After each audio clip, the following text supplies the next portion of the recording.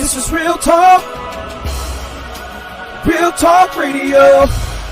This is Real Talk. High Praise Ministries presents Real Talk. This is Real Talk Radio. This is Real Talk. High Praise Ministries presents Real Talk.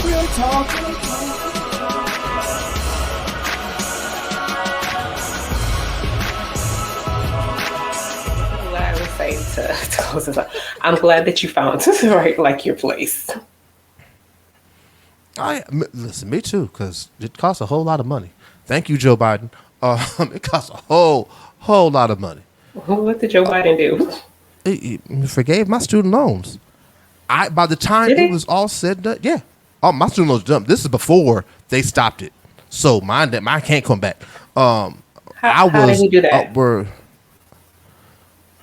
I don't know and don't care. All I know is I got a letter. I thought you wanted to know the why. I thought you wanted to know the why.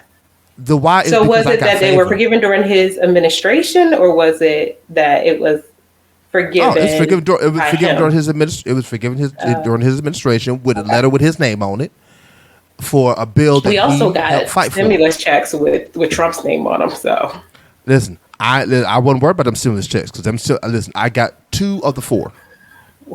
So I don't care nothing about that. I cared about that doggone $70,000 in student loan debt. Mm-hmm. I was like, because I was never getting paid. I promise you, I don't make anywhere near enough to be paying $70,000 off student loan debt. But yeah, that was a horrible, man. I'm still not even in a place business-wise where I want to be, but I have learned better the more I've matured how to handle better dealing with things I'm not passionate about in order to be able to do the things that I am passionate about. That's the win. Stick right there. Stick with that win. That's the win. I wish I didn't have to go through all that to get to it, because if I could have got through computer engineering and still hated to pursue purpose, we'd be actually in my podcast studio as opposed to me in a house with a green screen on StreamYard. You don't know that. Yes, I do. No, you don't. I looked up the starting salaries of. Well, that doesn't mean that you would have gotten the starting salary. That's what it means. Starting salary for a computer engineer is like the minimum wage for a computer engineer. Let me rephrase that. That doesn't mean that you would have gotten the job. Now, that's a different story. But favor. Okay. Well, thank God for favor, and thank God for the fact that you have now found, right, like your area of passion and how to handle those areas of lesser passion. So, watch me turn it back on you. So, what are you passionate about? I'm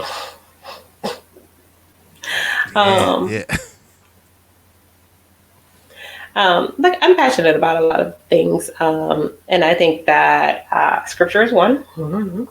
I think the church is another, that are separate, but they are also one and the same to a certain extent. I'm also passionate about economic justice for folks, and I do a lot of work now in that area.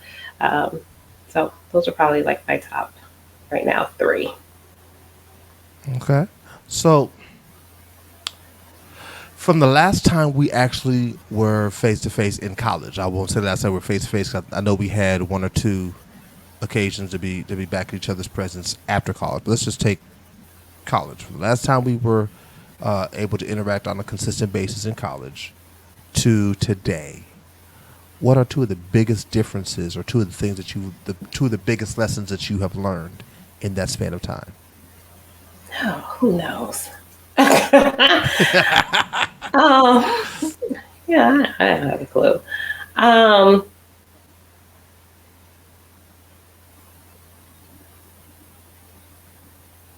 don't know. I think one would be really kind of critical thinking. I will say that for me, the experience that I had at OU, love it, OU, right? Like for me, that experience was more of a vocational tracking than it was necessarily an experience of really elevating really kind of like my thinking, right? Like, and becoming a person who questions and becoming a person who critiques, right? Like life and what's happening and why it's happening. And so I think that one thing that I would say, yeah, is definitely, I think I've elevated kind of my skills around critical thinking, and that is distinctively different than when I was in college. When I was in college, it was just like, I am going to be in communications. I want to, tell stories about sports and, and produce sports telecasts and do all of that work within that area. And again, it was more vocational tracking. It was like, this is how I'm going to get this job in order for me to be able to pay bills. And so I think that that's one thing that has changed. I think the other thing that I will say that has changed is a irrevocable call, right? Like of passion that cannot be quenched. And when I say that, I mean that as much as I sometimes really hate the work that I'm doing, I can't stop it, right? Like it's like Jeremiah done shot up in my bones, right? Like it is this love-hate relationship with the work that needs to be done that I think that when I was younger, I would have been like, oh no, not I think. I did go in another direction, and I was just like, I'm not doing this work, right? Like I'm not doing this thing. In fact, I think that when I think about even like my call to ministry, like that happened when I was younger, but I never really walked into it until I was older. So I would say that the second area that is distinctively different is this, you know what, I'm in it for life. Like no matter what comes, no matter what goes, like there's just no way to walk away from this thing. I like that. It's interesting to me, and you're not the only person I know who has said it. Is my takeaway the thing that stuck out to me the most is probably the thing you're just like, that's what you got from everything I said. Because I heard everything you said, but the thing that stuck out to me the most is no, it's gonna be like Twinkies. Is that yay OU? You enjoyed your time at OU. Like most people within our circle, that is what they have said. I hated OU. I hated everything about OU except GVF. Y'all were a saving grace for me. I hated the campus. I hated the events. I hated the dorm. I hated the people. Hated the teachers. I hated the walk to the church. I hated cleaning the church. But I honestly, I even hated being over the dance ministry there, over Pop Stomp. Hated it. But choir rehearsal. Like that was let me get to choir rehearsal. Because there was always such life that it's the only thing I ever talk about. I talk about GVF, I talk about Doc. That's it. Yeah, I think that is just so much life, like, right? Like when you find your community and you find your tribe. And I think GVF for a lot of us, like, was our community, like, right? Like it was our safe space. I remember I used to stack literally like my week where I did all of my like hard classes, like all of my work, right? Early so that I can, in my head, get to Friday night, right? Like if I could just get to Friday night, right? Like then everything else would be all right because I knew like, okay, yeah, we have Bible study, but then we would just have choir. And then after choir is just an opportunity to be in community with folks that were experiencing, right? Like a similar reality for us. So yeah, I can see that. I had to grow to like Bible study. Like, let me rephrase that.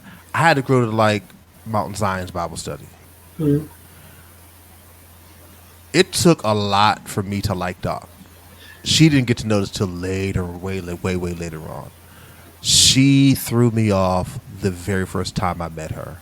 And it's not even her fault because she was just being Doc. And it's not even a Kojic thing. This one was a Jesse thing. There's just certain things that I'm not a fan of. And she had them. And I was like, oh, this is going to be hard. Her gold tooth is the first thing I ever noticed on her. So I came. Mhm. It was the first week there. I got there. I think it was on a Thursday. So the very first thing I had to do was Bible study on Friday, and I only knew about that because of Wayne. First of all, Wayne never told me that his behind wasn't gonna be a Bible study because he was with the marching band at the time. So he never told me he wasn't gonna be there. So I'm expecting I'm going somewhere with somebody I know. I've never been that person to like being places without somebody I know, because I now understand now, because some of it is the call on my life and how sensitive I am to certain things. I didn't know it then, so I just didn't like being around people because I see stuff and nigga stuff just jumps off and jumps from me. I just don't. I hate it. I hate it. It's draining, and I don't like being in that. Whereas if I'm around people I know, I already kind of know what's on them or what they're like or what their spirit is, so I can prepare myself for it. Because I know what triggers my ignorant, stupid sense of spirit. I know me. And so I know, okay, if I'm in this environment, I got to really keep myself because I'm liable to do X and I need to not do X. So I figure if I can just stay around Wayne, what I'll do is I will be silent and react off of him. I will follow his cue. And that nigga wasn't there. So I get up there, and I walk into Mount Zion, and Shahara and Dan are leading praise and worship. And they said something that to this day has irritated my soul. Every time I've ever told the story, I get the same irritation in my soul. I understand why they said what they said. Irritated my soul. I don't know how long they had been singing, but they stopped and looked out at the audience. I don't even know if it was because the audience was dead, and that might have been it as well. But they looked and said, "We've run out of songs to sing. Has anybody got a song on their heart?" In my mind, I'm like, nigga, all the praise and worship songs in the world, and you sung all of them, you run out of them? What the heck have I got myself into? Where is Wayne? Let me get the heck out of here. And so I was like, I heard Dr. Curtis Lewis, who was the minister of music at my church, in my head. And he would always say, no matter where you're at, you give God praise. If you get the opportunity, you give God praise. You owe God a thank you praise. You owe God a bless you. You owe God a hallelujah for how good he's been. You owe him something, so you go ahead and give him praise. So I said, fine. Raised my hand. I started to sing it. And as I'm singing it, I guess Doc came in. And she walked right past, because I'm on that left side, right, that left middle portion. I'm in the back on the aisle side. And she comes with all of her African garb on and one scarf just... She stops and looks at me and smiles, and all I saw was a ding, gold tooth, and my whole thing said, "Oh, what the heck is this? What the?" And then she got up to preach. I said, That's the pastor. Here we go." And it wasn't that I was against women preachers, because my church in particular, we had a lot of them. It was her and that tooth. And I couldn't get past the tooth. I couldn't tell you what she preached. All I saw was that she preached the truth is not a what? No, it is a who. The fact that you remember it, because that was one famous sermon. That fact that and the goiter. That is for real. That was it. Every other Sunday. Oh, oh my God! And all of that. Oh no! And unleash the black leash. Yes, that was the one. Yes. And then she called us all left for prayer after Bible study. That I'm irritated. That I thought this was Bible study. Why we doing altar call at Bible study? This wasn't even the salvation message. I was saved, and I didn't even let her touch me. I wouldn't, cause that tooth. Because she walked over to me. I took 2 steps back. And so she stopped because she sensed my hesitancy. She just prophesied over me. And she prophesied, and y'all went in. And I'm like, oh, I guess God is here. Let me see if I can tap and see if I can find him, because that tooth is on my nerves. Wayne came in, and y'all started choir rehearsal. And I stayed in the back. And I was like, I'm just trying to observe because I would like to be part of the choir, but I'm just going to stay back here and just observe. And the way y'all niggas worshipped, I was like, this, yeah. That was it. Like, them Friday nights, for real. Like, it didn't even matter. Like, I think maybe rehearsal was supposed to be like, what, an hour after? Like, and we would be there like 3, 4, 5 hours, and we go to somebody's dorm and then be there another 2, 4 hours. Like, didn't even matter. I love it. And here's what you probably don't know because you were gone at the time. But when I got back up to OU, which would be my third year of school, you had already gone. GVF was not that was gone. Like there were still flickers, but it wasn't the same. That first crew, for me, my first crew for y'all was that was it. That was y'all saved my life, saved my sanity. By the time I got to my third year, it was more of a all right, let me just go ahead and get through this because I got to. I'm paying money now, so when am I getting this degree? And part of it was also let me prove my mama wrong.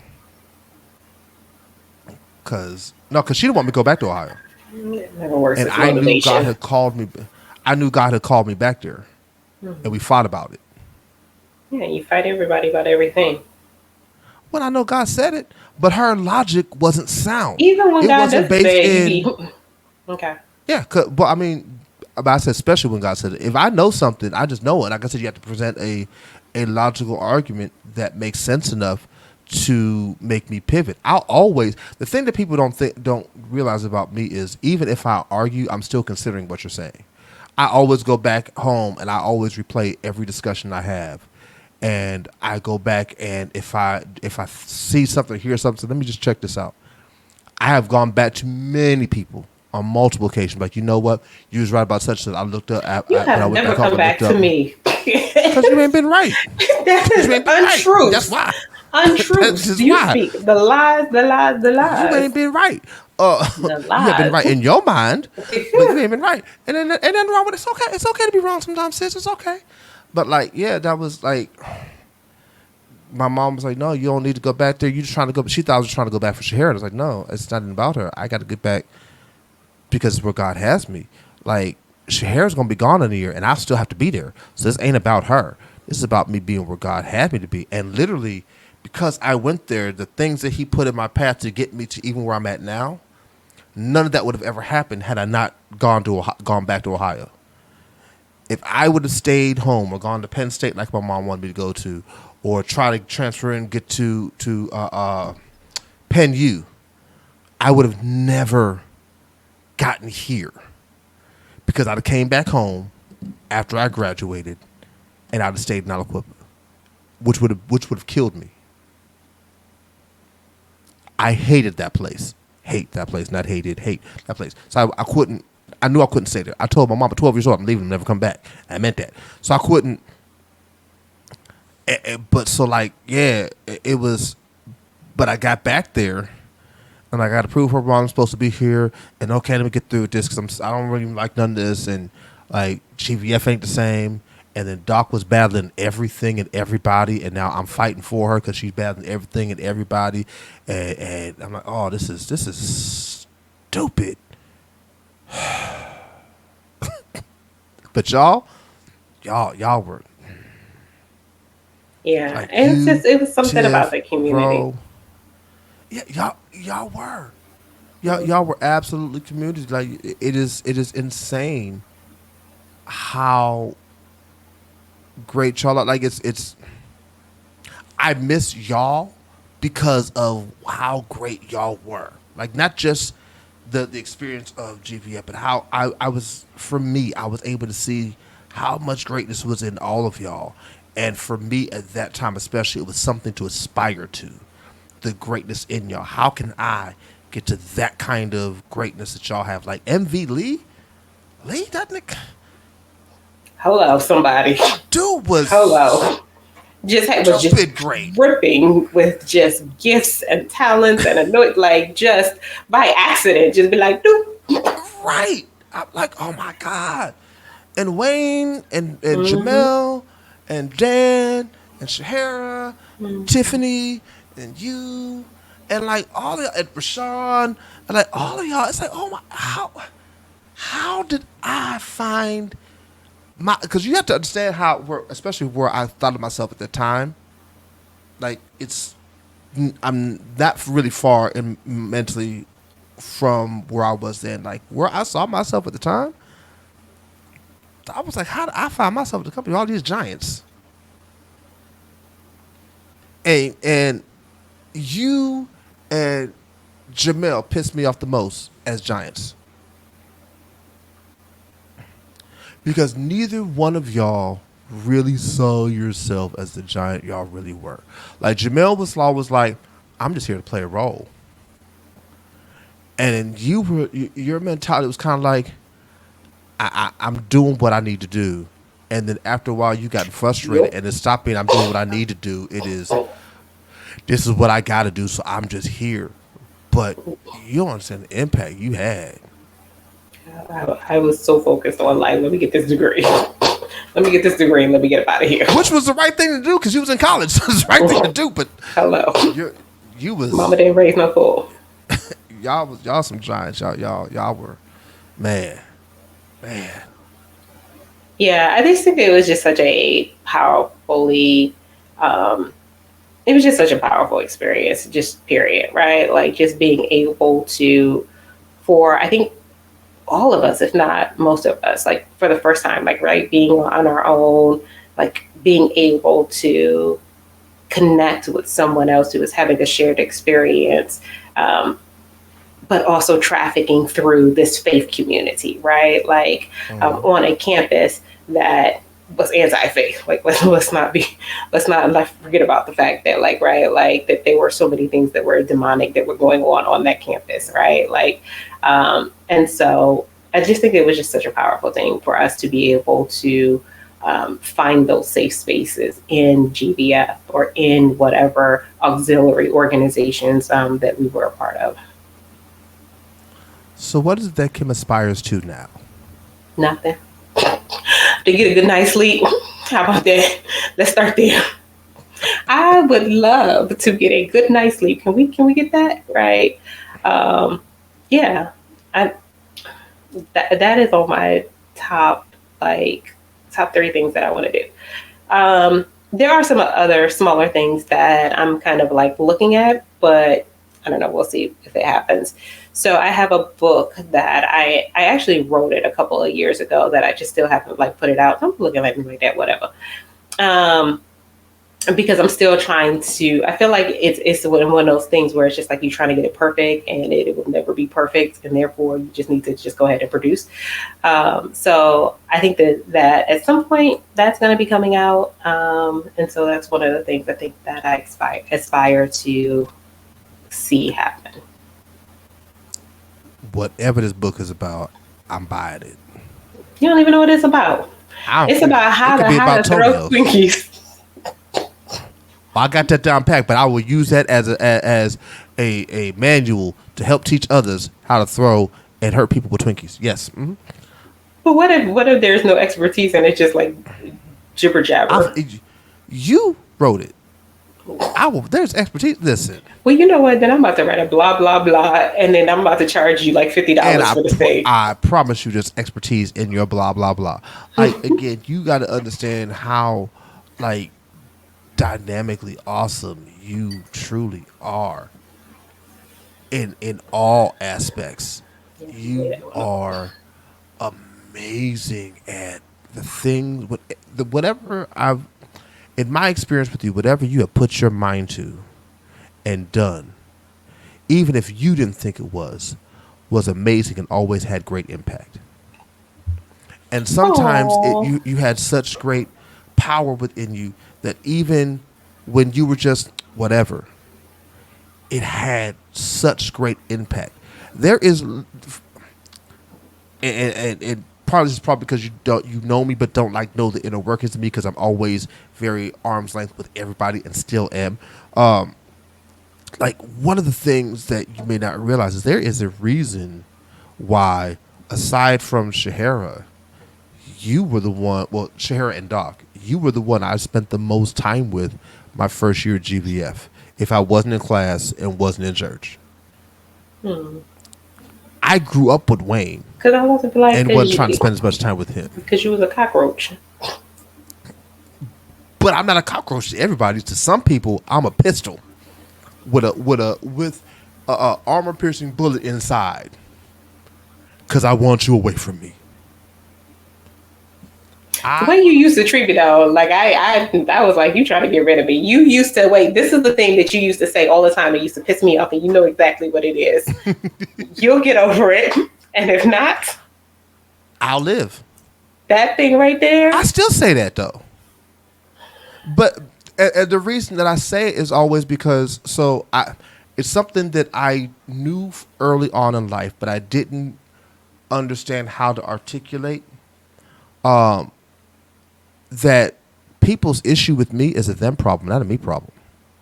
And so I never take people's perception of me, people's issue with me. I don't take it personally. But sometimes it wasn't a perception of you. It was you, right? Like it was something that you were doing that you didn't want to like face. And you'd be like, oh, well. But that's not a me problem. That's a you problem. You being upset. That is a me problem, right? But it's also a you problem. That the fact that if we're pointing it out, it's because we want you to grow and develop in that particular area versus continuing to be as harsh slash. Because what I'm always addressing is the response to me. So if you are upset with me or something that I did or not doing or how I'm growing or not growing, whatever the case may be, when I say you'll get over it, if not, I'll live. That's me addressing the response. That's not me addressing the me portion of it. Because how I can only do and deal with where I'm at that time, right? And so however I'm growing, whatever process I'm going through, that's what I have to endure. And if how I am in those moments is an irritant to someone else, that's them. That's their problem, not mine. Because and it's also a dismissal of, right? Like the degrading of it's a dismissal of and degrading of the relationship that you're in with other folks, right? Like that you're trafficking with other folks. Like your thoughts about me don't matter, right? Like and how we interact don't matter, and how we engage doesn't matter. The only thing I would disagree with. Sorry, let me rephrase it because it's quicker to say it this way. The only thing in that statement that I would agree with is that a person's thoughts about me doesn't matter. How we interact and how we engage in those things, those do matter to me. And if you track my record over time with everybody, I'm still waiting for you to call back and be like, I was wrong about this. Still waiting. Because I wasn't wrong about it. Like you got my number.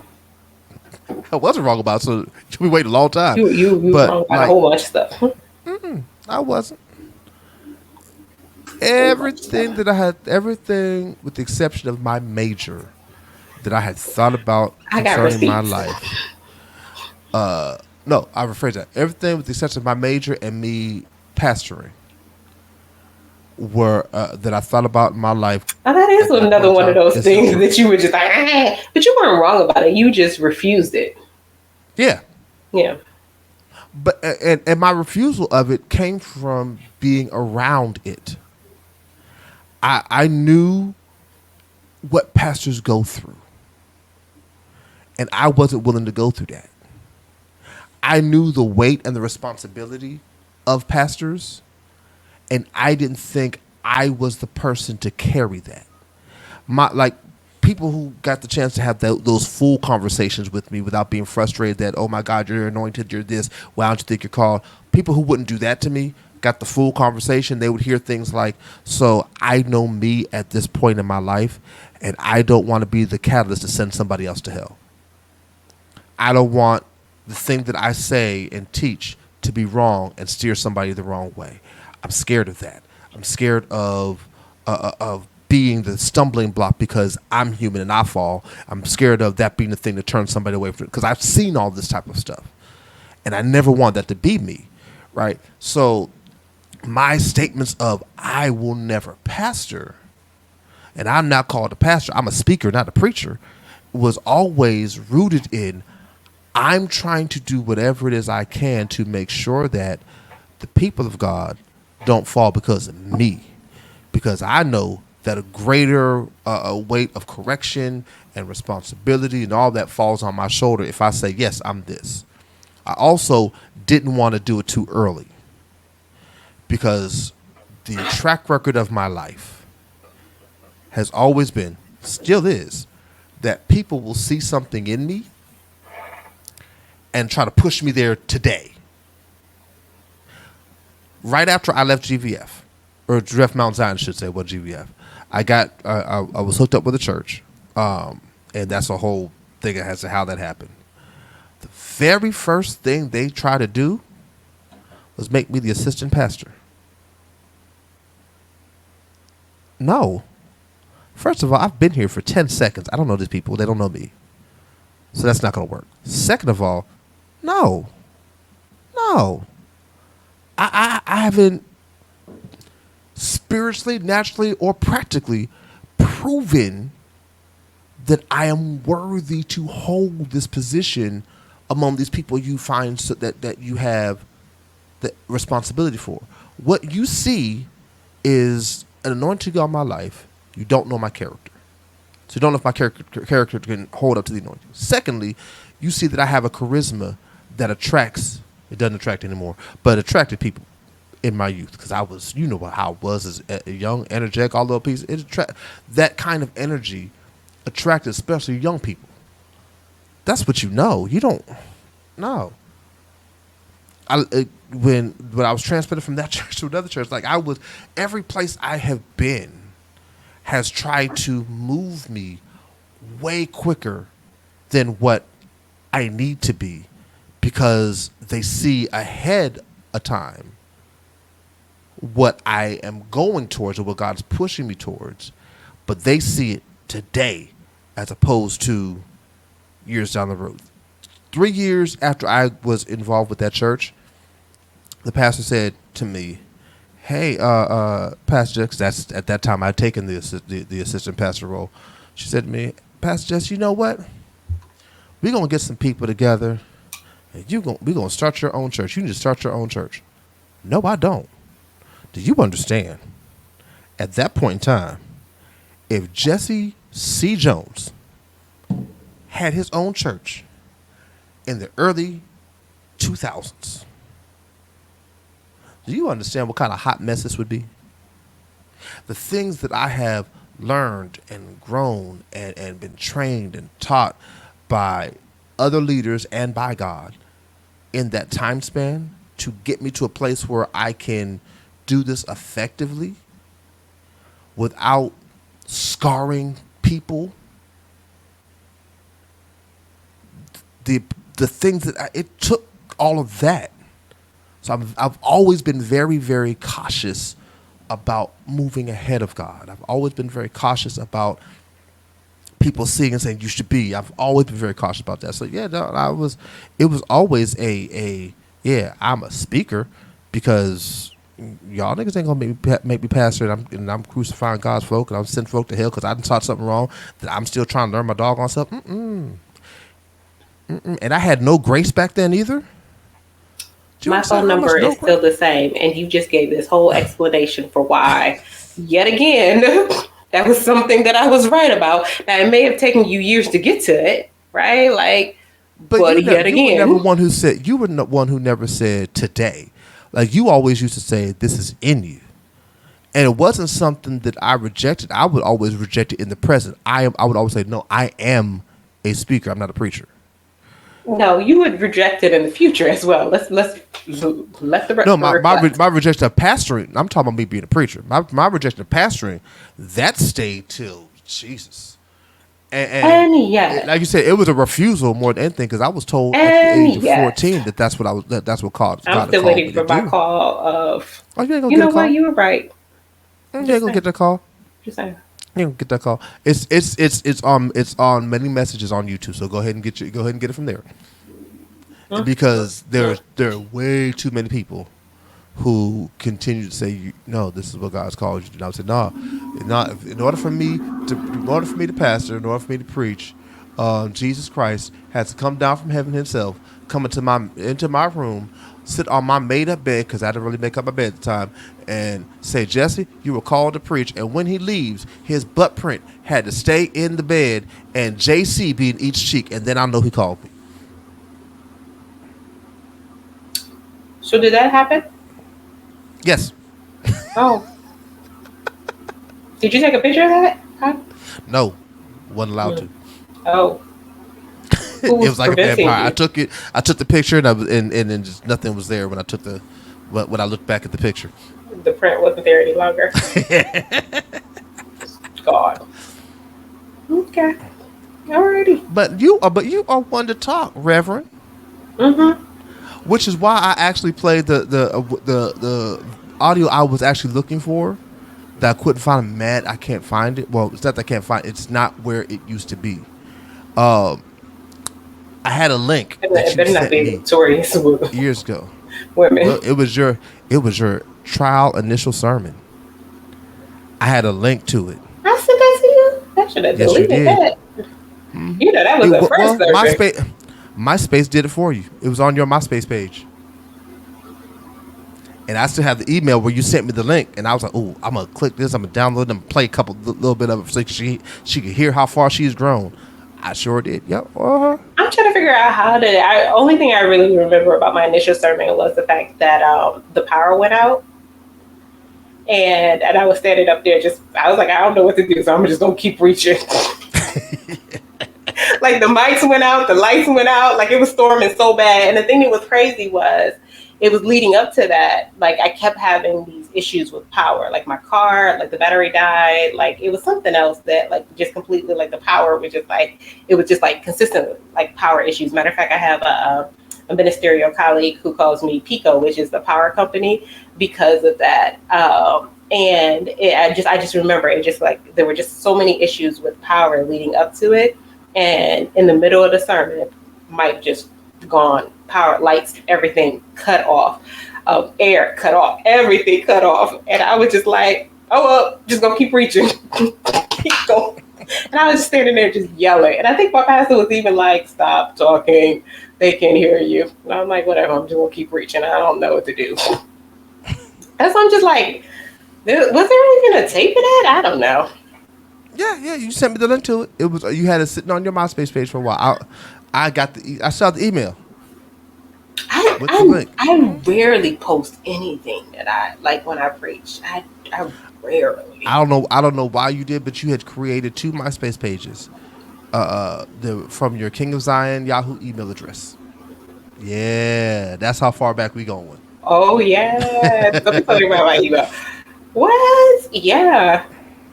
Why did I have 2 MySpaces? I don't know. That's way back. Like one was a personal. You were creating one for ministry purposes. That's what you were saying. And so that was going to be where you put your trial message. You know, that was young, and I was so idealistic. I was just like, I'm going to go preach the gospel.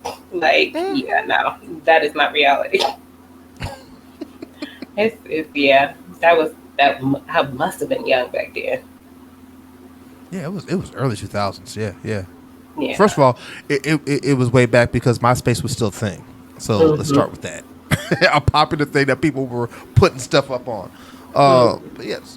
Yeah, like I know I don't typically like preach or let me not say that. I don't typically like post anything that I preach unless it's like a clip because I overanalyze, right? Like everything that I'm preaching about, everything that I'm writing. Matter of fact, when I write, usually I hear your voice because it was something that you said. I think I was telling you about like my sermon writing process, and you were just like, you got to come up with a better process. And I'm like, no, it literally takes me about 60 hours or so, like to write a sermon because I realized that I'm not a writer, I'm a redactor. And so I will just put it on paper just to have it on paper. And then I just start critiquing it and I start editing it and I go back and I analyze like every word. Like, is this really supposed to be that it's a direct article or is it supposed to be an indirect article, right? Like, and so I very rarely post like my messages. Can I change a word for you? and it's really for me, not for you. Only because there's a word in the midst of what you said. There's a word that came to mind that, to me, illustrates more poignantly the process you're talking about, because it brings life as opposed to killing. Because I don't think that what you do is kill your word. So when you use redacting, this is just a Jesse thing. When you use redacting, it's typically things are redacted to hide, not to make better or to shorten. It's really to hide. When you see redacted government documents, it's stuff that's blacked out and the stuff that they don't want the public to know about. They redact names when the news is talking about a crime and they're not talking about the who the victim is. They're redacting the name, right? So the word that for me fits what you just described a little better is you prune your messages. You don't really redact them; you prune them. Redact. Because if you're taking out, I know what it means, but I'm talking about and how it's used. Think about how every time you've actually heard the word redact, aside from when you use it. Redacted documents or documents that have, if you Google what a redacted document looks like, it's a document that just has blackout on it. And the reason that the purpose behind doing it, behind removing it, is to hide the stuff that's there. It's not to make the document better. You're looking at, from what you said, you put all your message, you put the whole thing out, and then, should this be this instead of this? Your purpose isn't to hide anything. You're trying to make it the best message possible because you're an overthinker, and that's a wonderful thing. Typically, analysts are. Which is why pruning came to mind, because when you're pruning something, you're taking dead weight off. But Brian, that's why I said for me, I just wanted to tell you what my thought was while you were saying it. Yeah. No. I think that's relevant. I probably will still say that I'm a redactor. Yeah, because you've been saying it forever, so I get it. But not forever, but yeah, I'm a pruner of my message. and there's nothing. Listen, I promise you, I wish a whole. Maybe you should try pruning some of your messages. Oh, I do though. I always joke with you about the fact that your messages be like 3 hours long. Because I'm a teacher. And they're not even 3 hours long. This has always been a misnomer. The service in total, especially now, are about 3 hours. Which, first of all, coming from a Kojic church, is short. Let's start with that. And for some of y'all Baptist folk, 3 hours is short. So, that aside, when you actually get to the actual... Oh, I've been to some Baptist churches. They be church. The shout breaks. I don't know what.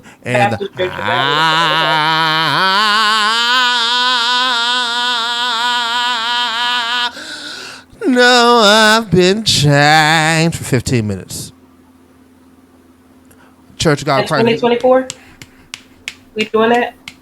For 838 minutes. So I for me, the when you actually just extract just the actual message, I average between an hour and 15.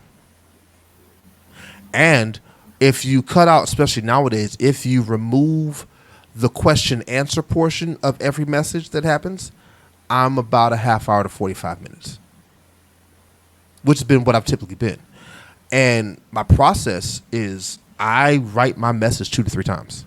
It's not even so much that I'm writing it. So I have I almost call it spiritual vomit. Mm-hmm. So what I will do is I will take whatever I believe God has given me as a title, whatever scripture he's given to me to build to a title, and then everything that I'm thinking about in it. And I'm saying, okay, God, what am I supposed to be talking about? Because this is, and then he just starts saying, okay, now this is where we're going. And once I get the direction of where I'm going, now it is, okay, here's my topic. Here is my main scripture. These are the things I need for the people to know. Then the third and almost final draft is, okay, now how am I going to prove these points that I am dealing with in conjunction with the topic? Mm-hmm. So there is very rarely a message that I have where there's only one scripture used. Mm-hmm. I average about 9 scriptures a message. Mm-hmm. That makes sense. I envy you, right? Like I envy a 3 draft process.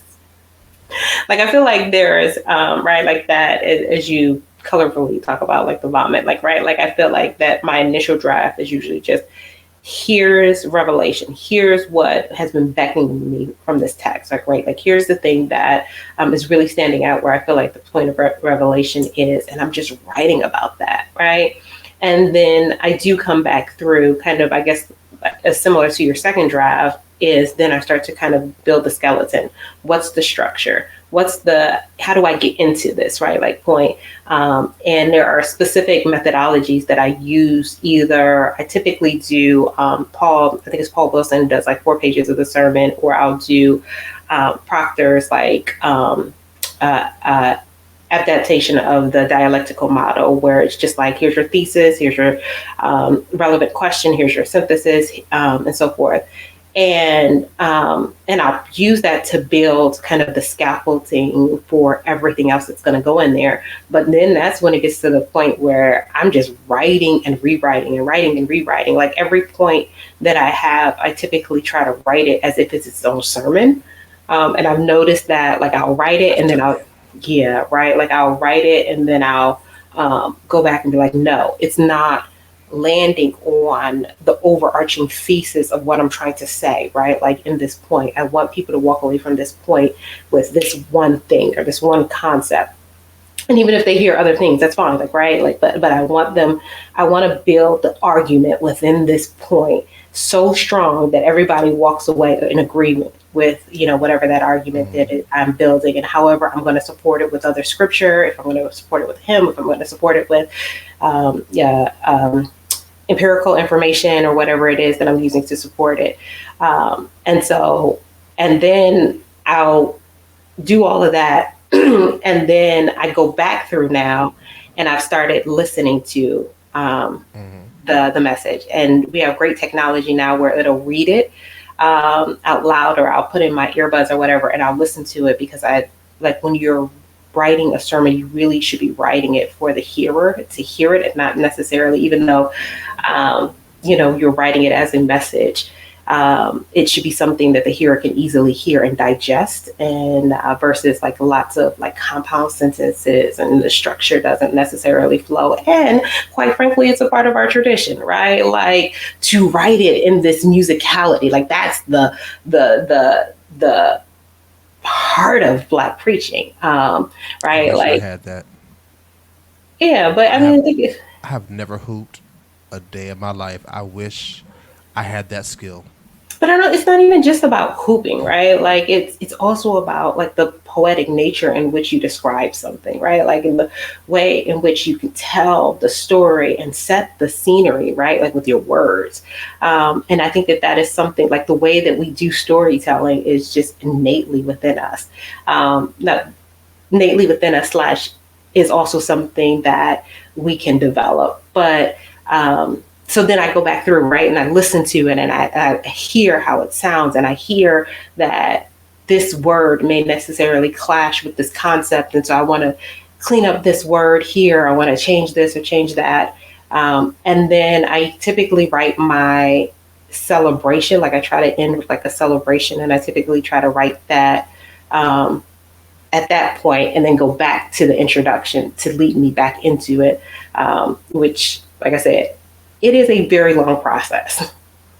So yours is very, very well thought out. Mine is not as thought out, like literally. So even in the process, so from the time I get to, one thing we do in common is hear it out. But my hearing is different, I think, than what yours is maybe. And maybe this may be how my brain is processing it. It might be the exact same reasoning or what have you. I will Saturday morning, and I purpose to do it on Saturday morning now, because if I do it any earlier than that, I will have rewritten my message again. So I will take Saturday morning before service, and I will teach out the message out loud. And that's where my final draft comes from. I'll hear what I'll say, oh, yes, that, and then I write that. Oh, yes, and I write that. And I'll start writing in my mind, then I'll hear it again. But I'm doing it so that when I say it, does this make sense? When I say it, am I going to stumble over these words? Because my brain thinks a lot faster than my mouth will ever move, and my brain never stops. So my mouth will stutter a lot trying to catch up to where my brain is at. Can I say this and my brain still slow down, or do I need to adjust something so my mouth can say it right? So like that portion I'll do. I'm very much so in the vein where you're at in terms of I got to make sure that these points match up. But and I almost wind up writing other messages within it. But now instead of almost, I do. My people around me have affectionately called me. Well, I take it as affection. I don't know if they mean it as affection. I'm called the series king. I do series. Yeah. And I think that especially, right, like for someone who is in pastoral ministry, like that makes sense, right? Like that is the text that you have been studying. That is the text that you have been digging into, right? Like, and to theologically be jumping all over the place versus going deep, right? Like into a particular text. And especially the more that you see out of that text, like that makes sense. Yeah, but like most people, when they do a series, most preachers and pastors that I have come in contact with, when they do a series, it's like 3 or 4 messages long. Yours be like 20. I average like it did 10, 11. A lot of revelation in that text.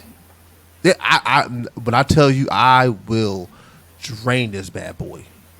I get. It's nothing wrong with that. I can, and until I feel like, and I will. Sometimes I will start a series knowing I'm starting a series, and I'll have an idea how long this series is going to be. There's other times I will start a series and I have no idea how long we're going. And there's sometimes I will inadvertently be in a series and I don't know I'm in the series until I'm in the middle of the message. I have written the message out and I'll be like, you know what? This is getting ready to be a series, so y'all get ready. And then 7, 8 messages later, we're now concluding the series. Like we're right now in the midst of a series on Dominion. We started it, would be 3 messages ago now, but we actually haven't even gotten into Dominion yet. So how God gave it to me was in order to be able to carry the weight of dominion that we're getting ready to walk into, which is a greater level of dominion than what he gave us from the beginning, because most of us haven't even learned how to walk into that yet. We have to exercise our spiritual muscles because it takes weight. But in order to understand what you have to exercise, he has me paralleling the 4 major natural muscle groups with how we have to, with what we have to exercise spiritually. So I started with what I call the foundation, which is your lower body. Then I went to the core. Then I did the upper body. This week I'm working on the back. This is all before we're even touching fully dominion and what all this means for us. This is a series within a series, which I've done on a number of occasions as well. Do a series and wind up, hey, we're getting ready to dive into this mini series that's going to amplify this series, and then come back out and finish up the series. That's kind of where we're at. Yeah. This is the prequel to the series, right? Like the series before this series. Like, okay. I think sometimes, like, right, like there is the necessity for that, right? Like it's the same as, you can't get to multiplication unless you start by, this is the number 2. These are your prime numbers, right? Like these are your, like this is how you add, this is how you subtract, like, right? Like there has to be these kind of like layers of learning that happen before you can understand the more complex, right? Like concepts. And so I think that there are places where absolutely there's a necessity for that.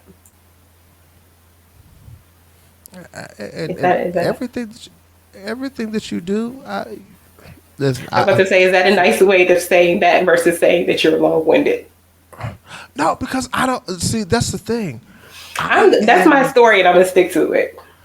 And everybody says it, and here is where I always. And yet, you are the only one who is just like, no. Because I know me. The reason that I push back on it, the reason that I push back on it is because what happens with me is, especially when it comes to, for lack of a better phrase that we use, the art of delivering the word. As a teacher, for me, my whole goal is I need to make sure you understand this. And so I take my time with it. And so people who typically say I'm long-winded say it because they see the length of the video that I have to post, which, by the way, count yourself lucky you don't have to post everything. God gave me a mandate. I don't like it, but I do it because He gave it to me, and I understand why He gave it to me. Still don't like it though, so I have to post mine. I just wish I didn't have to. But they see the length of the service, and like, oh my God, he's long-winded. Especially because I'm old school, coming up in this microwave age. Hey, 35 minutes for church is starting to get too long for most niggas.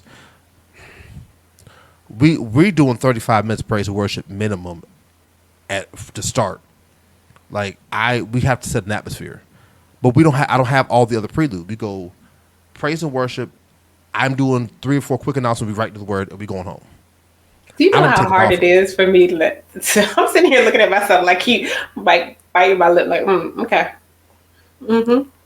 So, but when you actually break down the actual message, my length in terms of actual message from the time I start my text to the time I say amen from the text is the exact same as the average preacher. And I'm not even talking about the big names like Jakes or Osteen.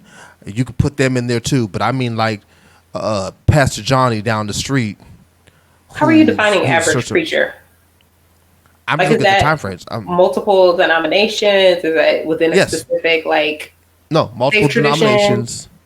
No, multiple denominations within the Christian community. My only caveat is I'm talking about black folks. Because I will never, and I have never seen too many black folks able to be as short and powerful, because it's also to me a criteria, as as our lighter skinned brothers and sisters. Like they can get in and out, but the word still be like, "Yo, that was some really good word." Well, what about 40 minutes? Right, but what about those platform services specifically, like the 7 last words, right? Like where they have 7 folks that go up, and they give them 7 minutes. I hate those services. And here's why I hate it's not even the 7 minutes. For me, those are good training. I came up doing those as well, but those are good training services. I hate those services because I don't like things that are tradition with unnecessary purpose. We do the same 7 last sayings of Christ all the time, and most of the time, these people come up with almost the same revelations. How about we just deal with the time frame as a whole, which my boy Pastor Jay Jordan had done.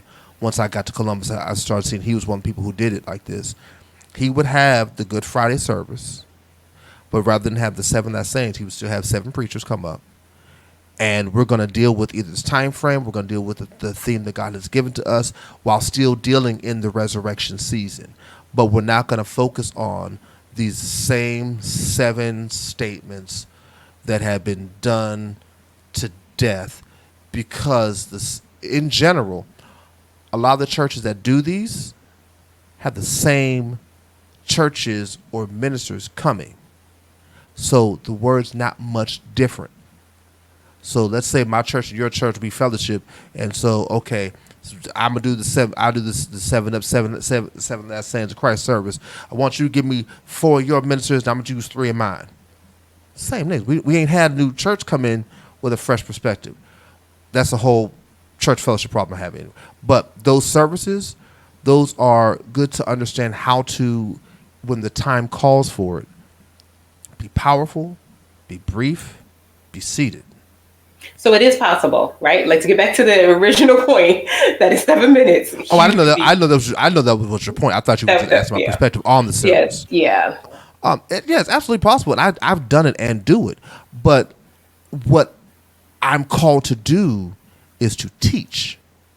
Teaching takes time. And so think of it like this. In elementary school, your average class time frame, just for the subject, is 15 to 20 minutes. You get to middle school, because you're still there almost 8 hours. They're not doing, and I'm not counting kindergarten. I'm counting when you actually start to do subjects like 2nd grade through 5th. You're probably about 15 to 20 minutes of this particular subject before we move on to another subject to study. Middle school, it's usually about a half hour to 45 minutes. High school, it's about an hour. College, the average class is an hour. So that's just teaching. for any particular subject on any particular day, that average class is an hour. Yet we want to be taught the Word of God in 25 minutes. Something that takes a lot more depth to understand, a lot more expounding upon, takes a lot more fighting with other people's ideologies to really get your point across. You want that done in 20 minutes. My statement used to always be, a lot of y'all folk would not have made it in the time of Jesus. Jesus was teaching sun up to sundown and niggas didn't say nothing. You get 15 minutes in, y'all mad because the football game is over. They say we hungry. We want something to eat. No, and that's the thing. Even in that scripture, it really wasn't the people really saying that they was hungry. It was the disciples like, hey, Jesus, you've been teaching for a long time. Don't you think you want to let these niggas go? Because they need to eat. What do you think And they he's said? like, why didn't y'all bring no food? You knew I was going to be teaching, but y'all bring no food? Like, that's not... He was like, go get them some food. Like, with what? But he taught, and like even with what he taught, he still had to bring his closest 12 to him even closer. Say, okay, this is what I taught. This is what this meant. We get the snippets of it, but when you really contextualize the time frames, these were not short messages. He was really diving in and digging into these things. We get because if anybody thinks that Jesus, when he taught the parable of the sower, that was 3 minutes worth of talking, you're out of your mind. Like, so teaching is something different. I don't look to bring emotion from someone. And I'm not saying that that's a bad thing, because there's nothing wrong with emotion. Sometimes you need those services that really hit and strike those emotional chords so you can get over some things, get through some things, get your breakthrough, whatever. I'm just a teacher. You come to me, you come to understanding. And God gave my wife to call our ministry, call it to as a kind of a nickname for us. We're called College for Your Soul. We're college. We're not delving into elementary type teaching or high school type teaching, and there's nothing wrong with that. People need that. Everybody has different levels. When you come here, it's not going to be this in and out. It's just not. And as far as me being long-winded, the only forums I like talking in or do talk in is a forum like this with my podcast. I'm like, hello, you done created a whole podcast. Look, you don't like talking? I didn't even want to create the podcast. So the story of how like Real Talk came about was, well, this incarnation of Real Talk, because this is the third type incarnation of attempt at Real Talk. The very first time of it just came as in, I just wanted to do this, what I'm doing now with you, having conversation, interviewing, and talking. It was supposed to have been that. I have 2 videos on my YouTube channel where me and my friend Jeff are sitting on our couch talking, because I've always find it fascinating to have conversation with people and hear their takes on stuff. No, having conversation to get their perspective, and because I love hearing what people think about stuff. I love gleaning from their perspective, especially now in my older life. I do less, contrary to popular belief, I do less combative talking as opposed to just gleaning and hearing your perspective and saying, okay, that's interesting. And if I agree, I agree. If I don't, I don't. But I really love to glean from other people. So it was that. Then we became doing my the radio show that was asked to do.